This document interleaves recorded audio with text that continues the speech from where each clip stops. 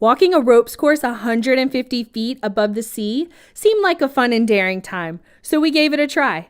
Stay tuned for our latest review of the Carnival Horizons Sky Course.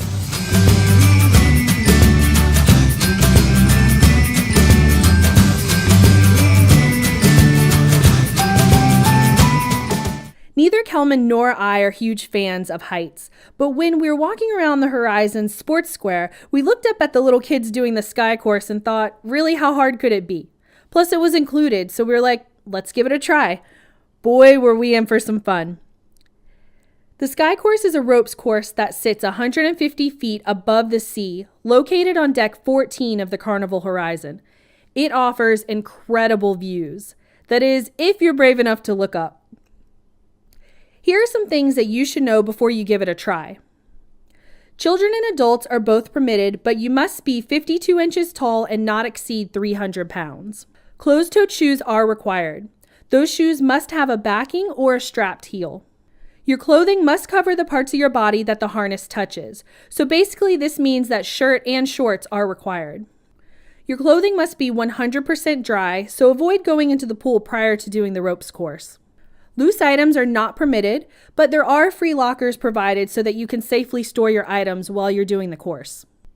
If all those are checked off, then the fun begins. The course has 2 paths with a total of 24 different obstacles. This includes a narrow zigzag bridge as well as a ropes bridge. Path number 1 to the left is the beginner's course, and path number 2 to the right is the intermediate course. At any point between the obstacles, you can change which path you want to take. So if one path looks more fun, switch it up and give it a try. You're allowed 2 trips around the course, so you can begin on path number 1, and then for your second trip, you can do path number 2. Overall, it was an extremely fun experience. I will admit that we didn't go for our allotted second trip around the course because the beginner was enough excitement for me. I do give credit to those kids that were doing the intermediate one. They were extremely brave. If you're an active thrill seeker, go for it. The views are gorgeous and the challenge of the course was a lot of fun. But if you're more like me and you prefer to have 2 feet on the ground, then you can just volunteer to be the photographer for your group and take pictures from below. We hope you enjoyed watching this video of the Carnival Horizons Sky Course. Please be sure to give a thumbs up for my courage for getting the footage for this video.